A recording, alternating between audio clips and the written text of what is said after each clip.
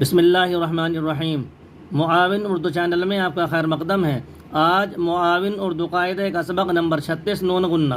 غنہ ناک میں آواز لے جانے کو کہتے ہیں۔ نون غنہ نون کی آواز کو ناک میں لے جا کر پڑھنا۔ معاون اردو قاعدے میں نون غنہ کی 4 قسمیں لکھی ہیں۔ پہلا نون غنہ لفظ کے درمیان اور آخر دونوں جگہ آتا ہے اور حروف مدہ کے ساتھ لمبی آواز میں پڑھا جاتا ہے، جیسے ماں، ہاں، چاند، مونگ، ہونٹ، اینٹ وغیرہ۔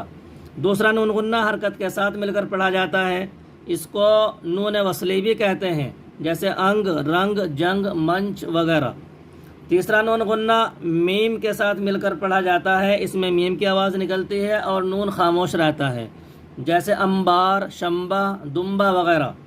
چوتھا نون غنہ ہمیشہ لفظ کے درمیان میں آتا ہے اور ہجے میں جدا پڑھا جاتا ہے، جیسے بھنور، سنور وغیرہ۔ آج ہم لمبی آواز والے نون غنہ کو سبق نمبر 36 میں پڑھیں گے۔ پہلے ہجے اور پھر رواں پڑھتے ہیں۔ اوپر بھی اسی سبق کو پڑھنے کا طریقہ لکھا ہے۔ الف مد زبر آ، نون غنہ آ، چ الف زبر چا، نون غنہ چاں، میم الف زبر ما، نون غنہ ماں، دال الف زبر دا، نون غنہ داں، پی الف زبر پا، نون غنہ پاں، سین الف زبر سا، نون غنہ ساں۔ آں، چاں، ماں، داں، پاں، ساں۔ اوپر لکھے جو حرف ہے وہی نیچے لکھے ہیں، صرف ایک حرف کا اضافہ ہے اور وہ ساکن ہے۔ ساکن اسے کہتے ہیں جس کے اوپر سکون ہو، جزم بنا ہو، وہ ساکن کہلاتا ہے۔ آخری حرف سب میں ساکن ہے۔ پہلے ہجے پھر رواں پڑھتے ہیں۔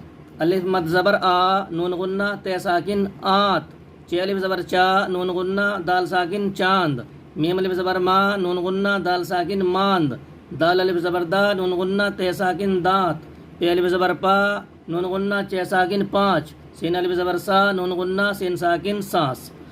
یہ سبق اتنا ہی تھا، لیکن حروف مدہ 3 ہے، الف، واو، یا، تو نیچے 4 حرفوں کا اضافہ ابھی ہاتھ سے ہی عارضی طور پر کیا ہے۔ ابتدائی اردو کے معلمین حضرات اپنی رائے چینل کے تبصرے کے خانے میں یا واٹس ایپ پر یا براہ راست فون پر ضرور اپنی رائے کا اظہار فرمائیں کہ یہاں ان الفاظوں کو بڑھانا بہتر ہے یا نہیں، بچے آسانی سے ان کو پڑھ پائیں گے یا دقت کا سامنا ہوگا۔ ضرور اپنی رائے کا اظہار فرمائیں۔ ابھی عارضی طور پر میں ان کو یہاں لکھا ہوں اور پڑھ بھی دیتا ہوں۔ جھ الف زبر جھا، نون غنہ کاف ساکن جھانک، میم مول ٹپیش مو، نون غنہ گاف ساکن مونگ، ہے و پیش ہو، نون غنہ ٹے ساکن ہونٹ، الف یا زیر ای، نون غنہ ٹے ساکن اینٹ، جھانک، مونگ، ہونٹ، اینٹ۔